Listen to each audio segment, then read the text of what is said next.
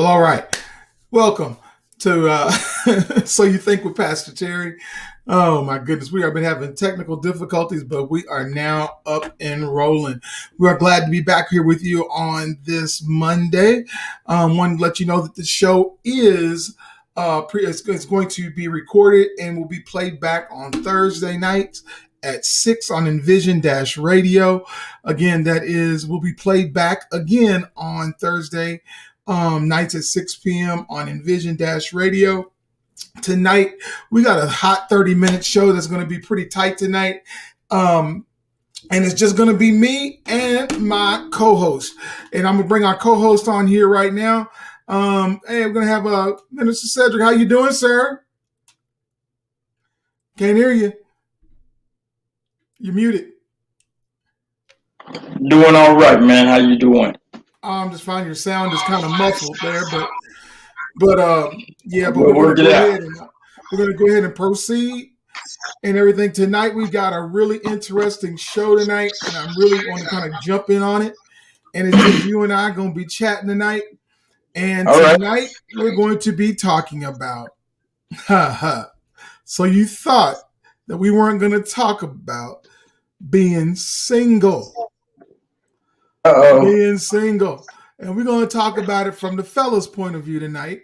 If y'all know, we had some ladies on a few weeks ago, and they talked about being a woman and being single. And, yes, Cedric was in the room, but he was, we just want to go ahead and open it up for the fellas tonight and, and talk about being single, being a Christian, being a single, I don't want to say middle-aged, but being a single man. So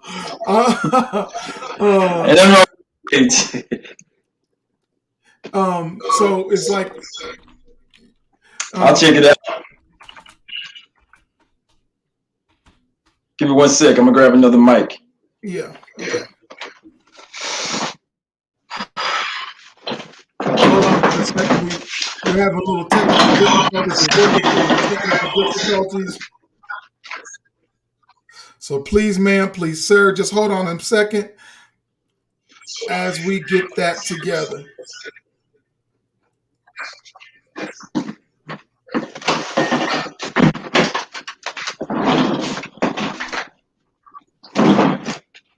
Hold on for a second. We're about to jump back on here. All right, I'm gonna plug up a different mic here, my headset actually. See what we're working with, okay? Okay.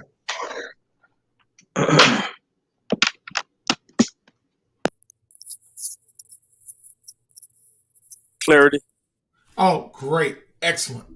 All right. Excellent. All right. So we're going to just jump right on in here, Cedric. And as we know, we've been talking about, and I've been doing a little bit of research that men are outnumbered by women, in the United States, as well as in church, and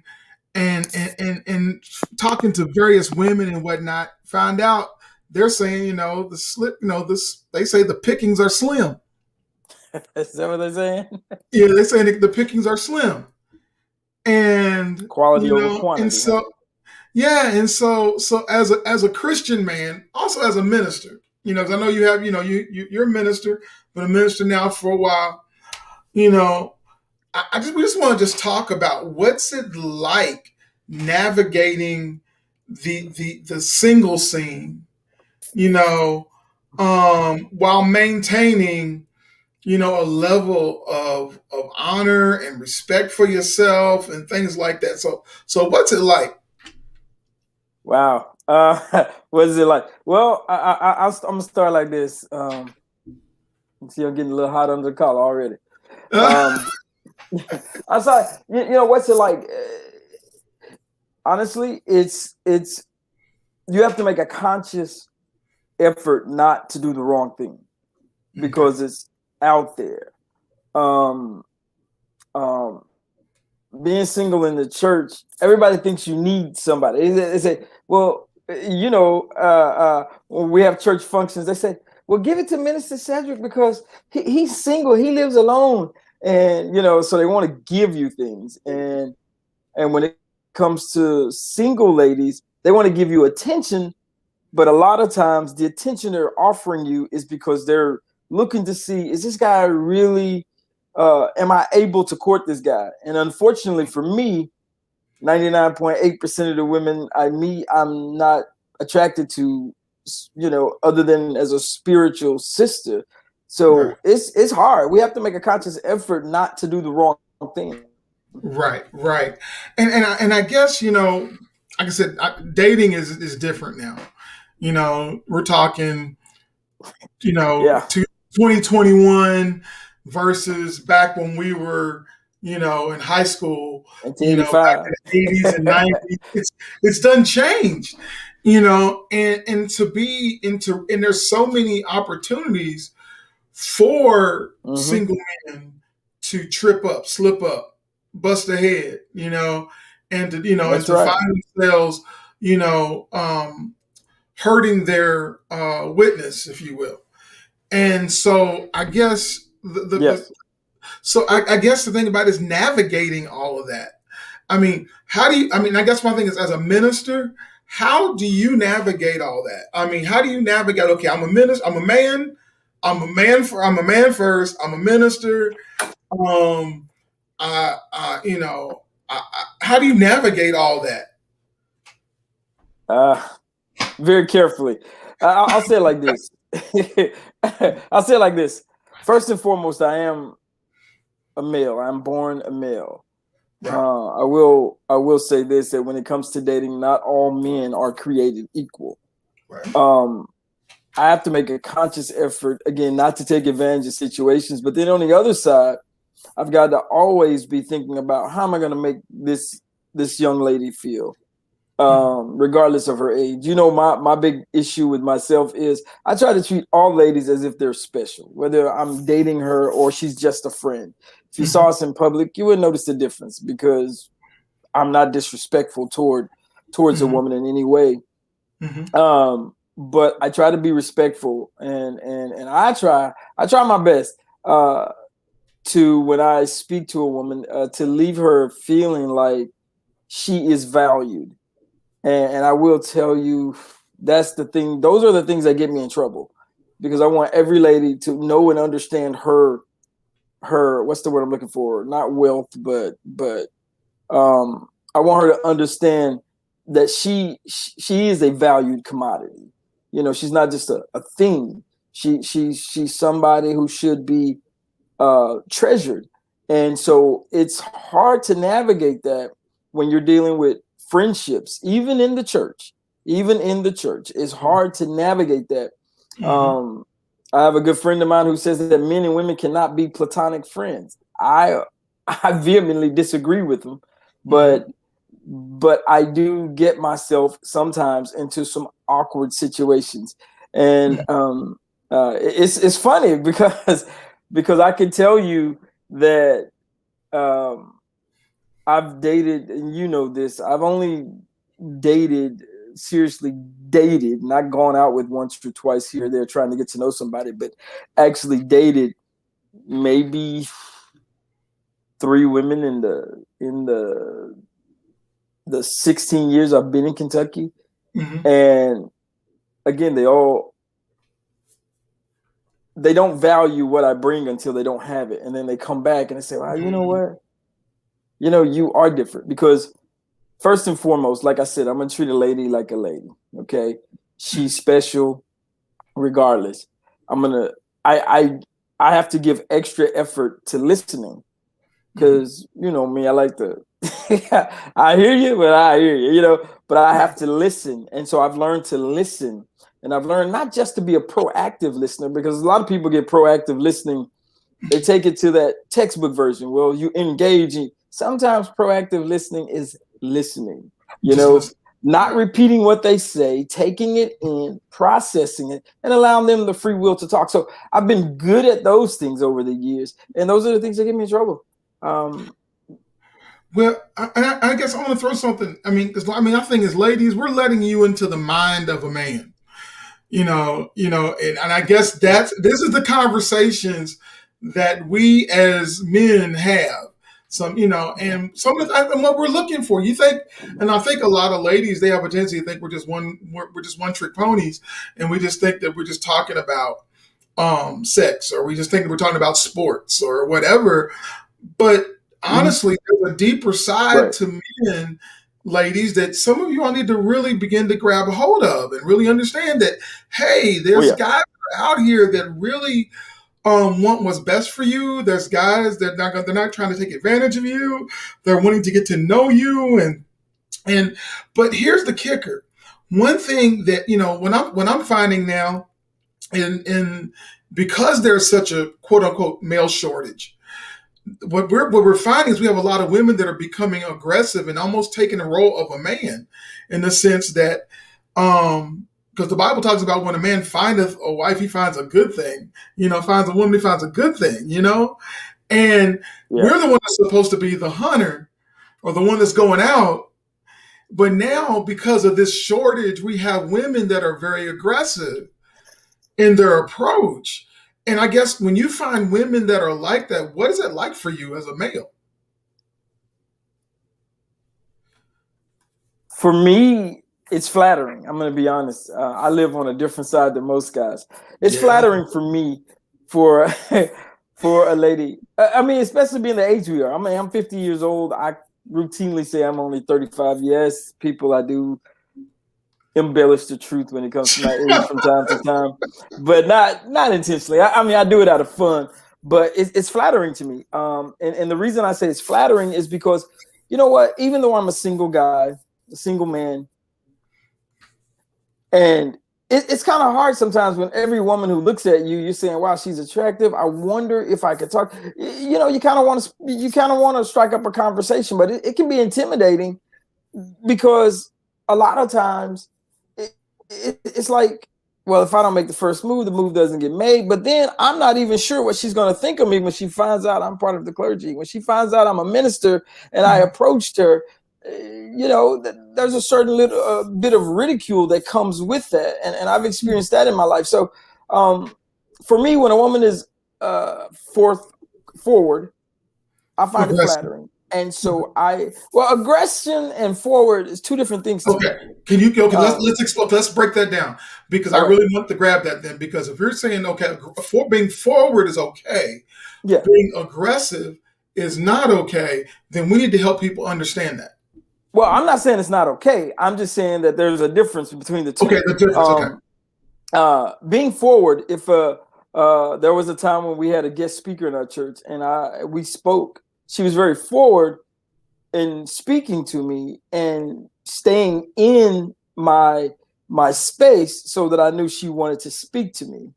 Mm-hmm. An aggressive woman, in my opinion, would have not only stayed in my space, but she would have basically overpowered the conversation and wanted to take control. Okay. So for me, that's a difference there. Okay. I think being forward means that you put breadcrumbs out. Being aggressive means you just come and snatch what you want. You know what I mean? And I'm gonna say something to you.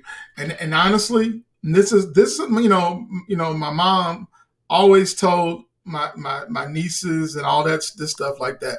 You don't want to give them the farm. You don't want to give them the farm. Yeah. Basically, you just want to kind of put some breadcrumbs out. And honestly, and for most men, the breadcrumbs are really attractive, because okay, there's a breadcrumb. Let me follow and see where this trail leads. Right. And there's nothing wrong with that.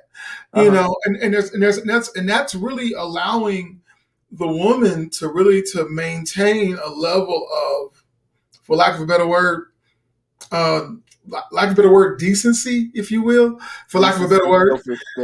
Yeah. And so I guess, but as a man, as a male, as a minister, as all this good old stuff that's all wrapped up,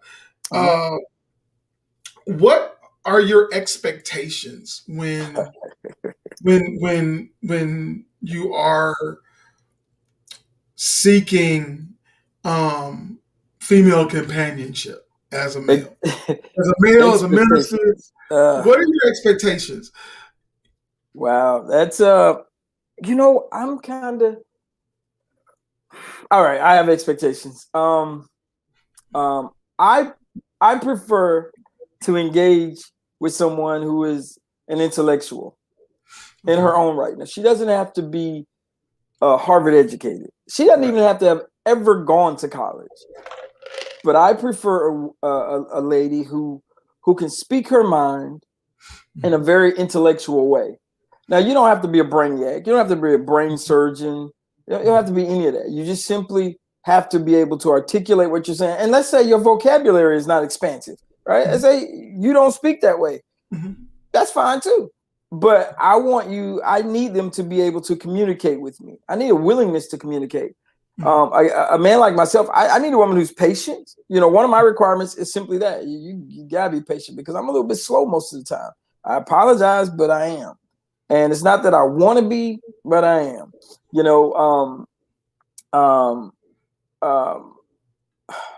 Man, I can go through a whole litany of things that I like, but they're not deal breakers. But can I say something though to you? Something that you said, and it's kind of funny that you said this first, is that you want someone that's be able to carry on a conversation. Absolutely. Someone that's going to, and I guess that comes with also being older. Yes, the looks and everything, that's one thing, but one thing that's going to really keep you hold of you is the ability to connect with you on a level that most women don't think men think at.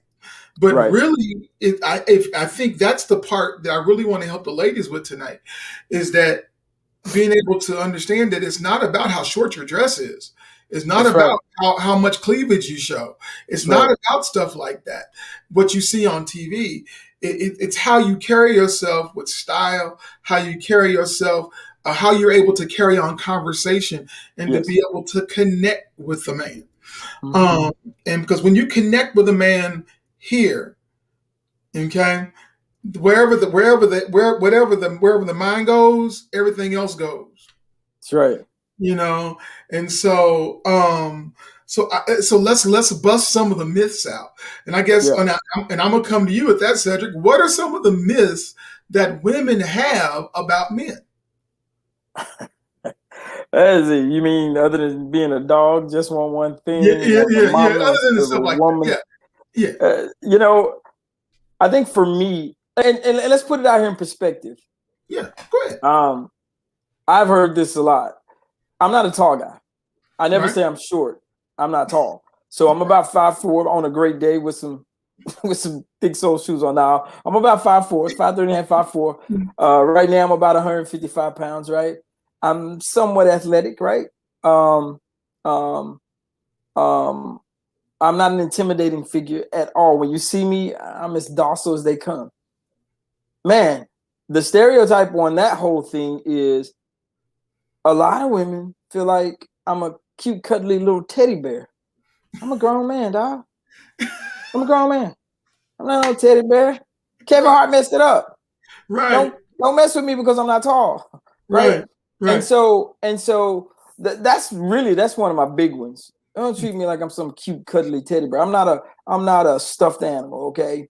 Right. Another one is that stereotype. Oh, well, you're not tall and you drive a big car, so you must have a complex. I don't think so. I don't overcompensate for my weakness. Go ahead. Right. I have a question though, and I guess those are things that are like unique to Cedric. But what are some of the myths that have been out there just for men? Some of the things that women come with that really is not appealing, but because they've watched too much TV. I'm independent. I could do this myself. I don't need a man. Yeah, you do, because if you didn't need one, you wouldn't be in my face, right? Or we wouldn't be in each other's faces. Right. What else? Man, I tell you that for me, that's a really big one. Because especially Now, I'm gonna be honest, especially with Black women. Mhm. And that saddens me so that you feel the need to tell me as a man who wants to provide for you, right? I mean, I want you to be a queen. I want you to feel like a princess every day, every night. Mhm. My feet hurt, baby. Can you rub my toes? Man, let's get some hot water on the little crusty things. We get them squared away. I got the tea tree oil. I got whatever kind of, you know what? I'm going to make your feet feel good, right? I don't need you to tell me on the other, as a slight, well, I don't need you to do this for me. Mhm. You know, that's the big thing for me. And some women say, well, I'm a boss. I can do everything myself. Well, you know, if I want to send you flowers, let's say she doesn't like flowers. Yeah, there's a polite way to say I don't like flowers, because you know, I'm gonna be honest, me personally, when you're dating someone, you don't know all of their likes and dislikes, because people will tell you something, but they don't really mean it. What they sometimes they say, they tell you, I don't like flowers because it reminds them of something dark or sinister. You know, it's no big deal. So you can tell me that you would appreciate something else. I love the flowers, but you know, flowers just die, and I can't really appreciate those. Next time I'll send you candy. You know, that's how I am. Some of the stereotypes, that's the one big one for me. That's the one Okay. big one I can do for me. And Yeah. for a woman to prejudge me before getting to know me, man, that's hurtful. That's Yeah. really hurtful, to assume that I'm a deadbeat. You know what I mean? And honestly, and I guess ladies, and this is for you too, ladies. This is for you. You don't want to put yourself in a situation where it's really a turnoff. If the breadcrumb thing, when you start doing this, well, I'm an independent woman, I'm the boss, I don't need a man. I don't need. No, wait a minute now. Come on now. That's why you're here. That's why you're talking to someone. That's why you're. So it's really let's put a lot of that stuff that you think works, or that you think is Right. attractive, or that you think is what that the man, you think that's what the man is thinking, that, oh, he's gonna want me to wear, he just wants me to wear a short dress and da da da. He wants me to do all this stuff, blah blah. No, you're hearing it right here first time. A lot of men just want to be able to have conversation. Yeah. A lot I of tell conversation. you, I tell you another thing, and excuse me, my t-shirt's all up on my neck, and my picture's looking crazy, so, you know. But but another thing for me is this. Have you ever thought about this part right here? When we talk about stereotypes, and this is not a stereotype, but what do we do when things go bad? When things go wrong, and I decide, you know, it's been real. I've enjoyed my time with you, but I just don't think this is going to work out. Mhm. I'm telling you, and this is a sad, gosh, I don't even know how to say it, but this is a sad indictment on us as men. Okay. I have gone out with several wonderful young ladies, and at the end of the day, we're not compatible. Mm-hmm. I've had it said, well, you didn't give us a chance. And I'm thinking, you like to argue, fuss, and fight. You like drama. It ain't working with me. I'm sorry. See, you can't be rude about it. I try not to be rude about it, but I try to be very upfront and honest. Mm-hmm. Sometimes you get these gifts, unwanted visits. You know, that makes it hard. And what it does for me, it makes me gun shy. And what I mean by gun shy is it makes me step back and say, you know, I cannot pursue this situation. I can't even start it because I see somebody that I left 2 years ago who thought she was fighting for me and was really beating the crap out of me. Excuse my way of saying it. That's okay. You know, you weren't doing me any great justice. You were really trying to do it for yourself. And that's one of those things right there that's really tough. Being a minister, being part of the clergy, and dating, because I don't want to be seen as somebody who just dates around just for the sake of doing it. I don't want to be seen as somebody who's quote unquote easy, you know, and I don't want to be that man, that the part of the clergy that, how we said, fleeces the flock. Yeah. You know, I don't want to be seen as that guy either. So how does it work? Because I tell you, this is what happened on a couple of occasions for me. Really? And you call yourself a minister? Mm-hmm. Oh man, that's the one that gets me all the time. That gets me. So it's I like to say it's tricky, but we have to be very discreet, and we also have to be extremely selective in what we do and how we do it, because the goal is not to damage someone. That's what's wrong with. I'm gonna be honest. In my opinion, that's what's wrong with a lot of our male-female relationships now. Mm-hmm. That's a big deal because we as men have not been good stewards over what God has given us. All right. Now, again, not at fault, but responsible. I do people like this all the time because I can go biblical with it if you want, but we live in the real world, right? And the Bible, the principles of the Bible apply, right? But the Bible in itself, in everyday life, for somebody who's not a Christian, doesn't really exist. It's a book to them, right? It's a book filled with stories. But for us, it's a blueprint for the way we ought to live, right? And so when we try, and here's the big thing. If the clergy, and I've had many confessionary periods on this, gone through it myself, slips, trips on that banana peel and bust that lip, you know what I'm talking about. If a clergy actually steps across the line and sleeps with a woman, how does he come back from that? Yeah. How do you come back from that? See, I think people don't understand that there's a level of repentance that is required, and it hurts. I mean, we're men, but because we love God, that's something that brings tears to your eyes, right? It drains your heart. It takes your energy, and it takes a moment to get over that. And you know what, fellas? I say that's a good thing. That's a good thing. That shows that the Holy Spirit is working. That shows that you don't have to do that. But ladies, that's a moment where he's vulnerable. You know, man, the way to a man's heart is not through his stomach. I want y'all to know. All right. That's not the way to a man's heart. Right. It's a way to awaken his senses towards you. but that's not the way. So I need a woman in my life who is definitely open-minded. Okay. Well, okay, and I want to take a minute here. Ladies, if you're watching and you want to ask Minister Cedric a question about being single, being a single male, please start putting those questions in the comment box.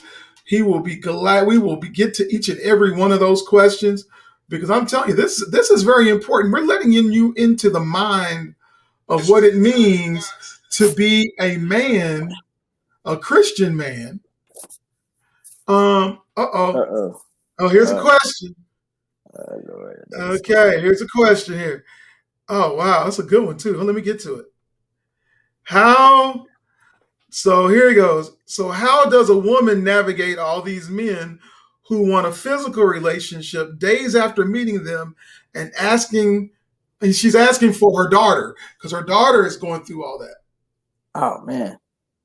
You want me to answer that? Yes. Oh, man. How does a woman navigate that? Say again? She said, how does a woman navigate all these men who want physical relationship days after meeting them? Well, you know what? I'm going to be honest. That's one of those things I think that when the Bible talks about cast not your pearls to swine, listen, the thing about physical relationships, your pearl, that's your deepest part of you, right? When a man and a woman engage in a physical intimacy, there's an exchange. I like to say there's an exchange of essence there, meaning that he takes on some of what she has and she takes on some of what he has, right? That unholy union also drives a wedge between the man and the woman and God. Now I'm gonna bring it back to plain English here. To me, it drives a wedge. Now, how should a woman navigate that? I think that if a man wants a woman, then he will definitely wait. He will be willing to wait. Okay, because the thing that man desires, he thinks he wants sex, but he really doesn't. What he wants is an intimate relationship. And as a woman, see, there are certain things that a woman has that a man can't give. Like I can't effectively, as a man, teach one of my daughters how to be a woman, right? Because I can teach her to act the way I think a woman should act, right? And I can talk to her, but a woman can be an example. And here it is. A woman has a nurturing nature, right? That's why it's commanded that a man love his wife and a woman respect her husband. See, she can show that man respect by informing him that this ain't gonna happen until this goes and this goes. There is a level of intimacy that you need before you have physical intimacy. And if they don't have that, and it doesn't develop in a month, 2 weeks, a day, and I'm gonna be honest with you, it doesn't develop like that. You have to know, respect, and honor each other. If he can't wait until she's ready, then he's not ready to know her. Because when the Bible talks about knowing her, it's talking about a physical, intimate relationship, and he's not ready for that. And so the way she can navigate it again is to not string him along, but set some boundaries, maintain those boundaries, and it's okay to talk about things. And most men don't even want to talk about that. I'm sorry, go ahead. Hey man, we're getting some people are saying, teach, bro, Cedric, teach. And then some other great topic. That's great. But here's another, somebody just popped this up too. There's a myth, the myth that men don't want committed relationships. And that is a myth. That's a myth. That is a myth. I'm gonna tell you why I believe it's a myth. As I said before, as a man, I'm gonna go personal. I'm gonna go with me. As a man, my deepest, most, what I really want is a very close relationship with a female. I'm looking for a wife. I want a wife, right? But I need my closest relationship to be right there. I'm not asking my wife to be my best friend. Personally, I don't think men and women can be best friends, right? At least not the way I describe best friends.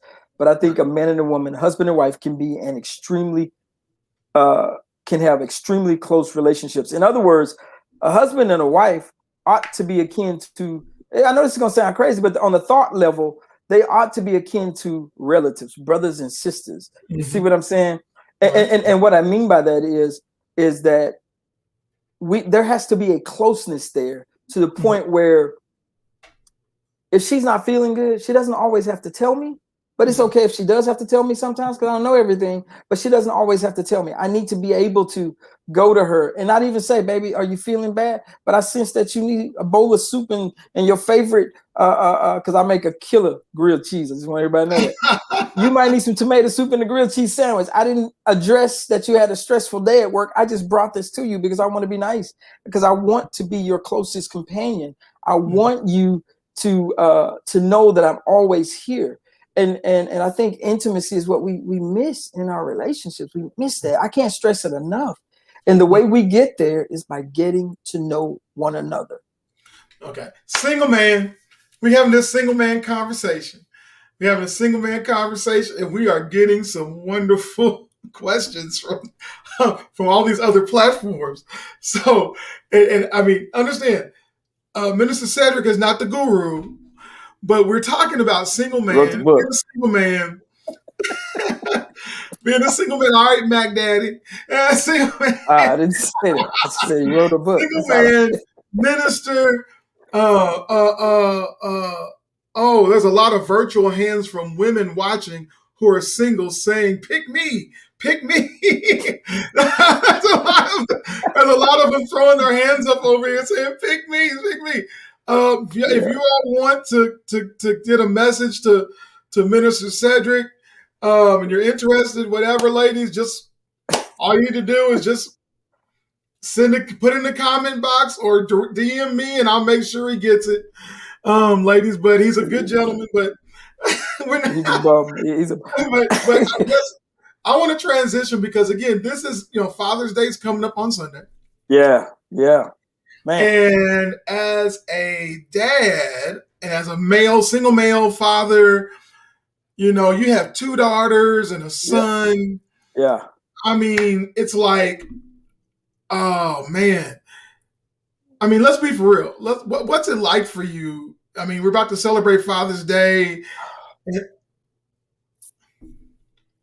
What's it like for me? Being dad, being single dad, all that good old stuff. I tell you what, I'm kind of hard on myself, so I'm not really a single dad. I'm a divorced father, right? But I say this: what is it like for me? What is it like for me? I made a lot of mistakes when I was younger, right? Hence, but being a father to my kids and my kids are young adults now, which thank God. It's like the most wonderful thing ever. My son is 24 years old. I have twin 24-year-old son and a daughter. And when I talk to my son, and this is like the proudest moment for me. So if my face lights up, it's because I'm always proud of my son when he does. 24 years old, he's living his life. He's doing what he's supposed to do. He works hard. He plays hard. He does whatever, right? But every time we get off the phone, he says, "Dad, I love you."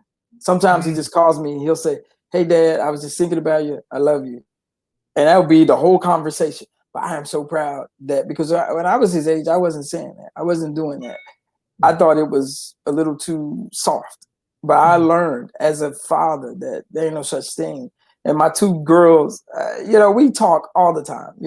Hardly a week can go by unless we've talked 2, 3, 4 hours. Right? They love to talk to their dad. So being that for me is being a father who is very close to his children. Now, that's not to say I'm a helicopter type dad. No, they have freedom, but being close to them, knowing that they know that whenever they need a shoulder to lean on, whenever they need a attaboy, attagirl, whenever they just need somebody to laugh with them at some of the silliness that they've done, it means so much to me that they call me and allow me to share that. Because I'm telling you, there's no greater show of intimacy, of love, and of respect in a family than that. When your children want you to share in those special moments, they know you physically can't be there. But man, that is the most wonderful thing in the world. So I'm sorry. So that's what it means to be a dad to me. It means that all the hard work is paid off. It has paid off. Oh, wow. Oh, wow. Okay, we got, I don't remember Brother Ralu. Yeah, Brother Ralu. Yeah, I remember fighting. He just hit us up. He says, I have twins on the way and y'all giving me free game. He said, we're giving him free info. All right, Ralu. All right, Brother Ralu. Thank you, man. Congratulations on the twins. All right. Brother, congratulations, Brother Ralu. Hope to see you soon, bro. Yeah. I do have some individuals have not been taught about healthy relationships or even seen positive relationships. Now I can say from my point, and you can say this as well. You've had both your parents in your life. You had both your parents. Yes, both my parents were married. And so granted, we weren't able. I'm not going to say my parents were perfect, not by any means, but I did see, two people coming together to raise a family, to show them, to take care of them, to show them love, to do all the different things that parents are to do. Yes. And so, again, there are some other finer points that I may have missed. Yeah. That I didn't get from my dad. Right. And so what you're saying, Sister Alkeisha, is that some individuals aren't taught about healthy relationships. And I totally agree with you on that. And haven't seen positive ones. And what they do is they mimic what they see or what they've grown up.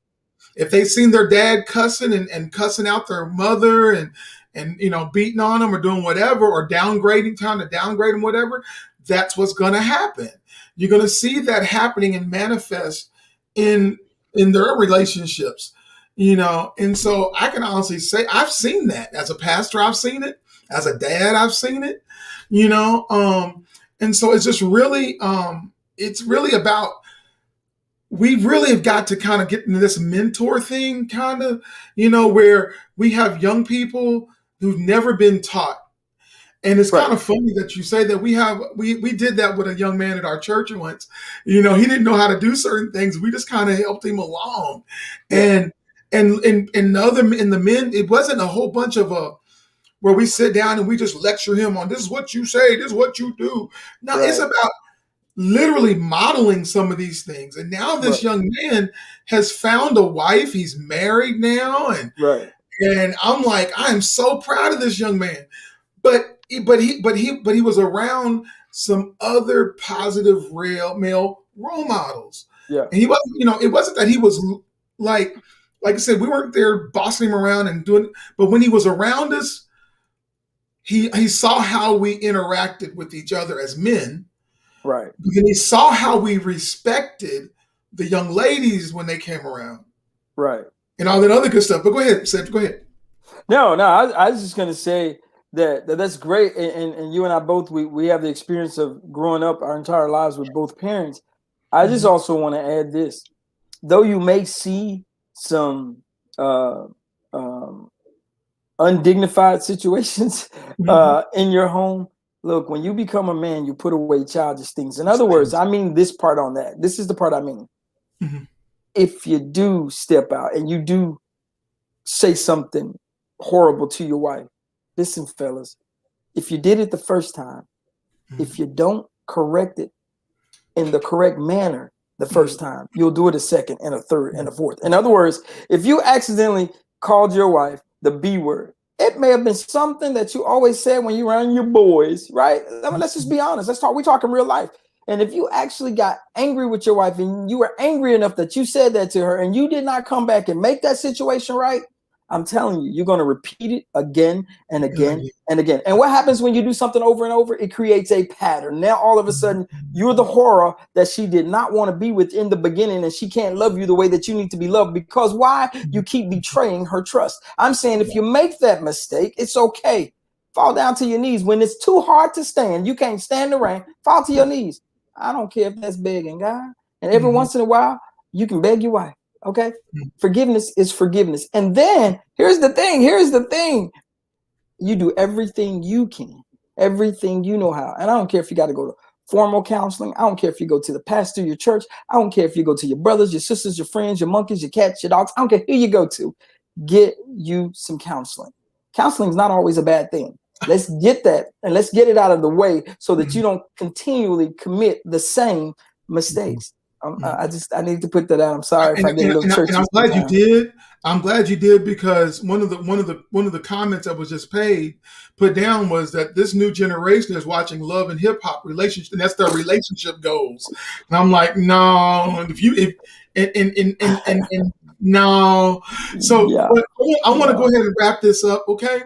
But I really want to thank you for allowing us into the mind of a male minister, father, brother, letting us into the mind and let the ladies in on how what we're really thinking and how we really are thinking and what we really our expectations are and what we look for and all those. So I really thank you for your open and honest approach to all of this, and I thank you all. Okay, when's the next session? We were asked. Next session. We're on here we're recording on Monday nights at 7:05 on here. We've got multiple platforms we're on. We're on Facebook. We are on YouTube. We have a YouTube channel. We have an Instagram, all that good stuff. So we're on all the good platforms. Now, next week, we're going to be kind of expanding a little bit. It's going to be we're going to be having some other men on next week, and we're going to be talking about fatherhood. Granted, it's the day after Father's Day, but we're going to be talking about fatherhood. And so, and hopefully by next Monday, dads, mothers, wives, girlfriends, bro, whatever, hope the fathers just don't get a pair of underwear and a card. So we're going to be talking about being a dad, being a father. Yeah. It takes a special person. Anybody can father a child, but can you be a dad? Yeah. Can you be a dad? And that's what we're going to be talking about, Brother Ralu. That's what we're going to be talking about. So come get y'all. He's crying. Don't cry, Ralu, man. But that's what we're going to be talking about. And so being a dad, the difference between being just a father and being a dad. So we're going to be talking about the next week. And hope we're seeing you on next Monday at 7 on So You Think with Pastor Terry and Minister Cedric. And thank you again. And we'll look forward to seeing you on next week. Take care. Be blessed. All right. God bless you.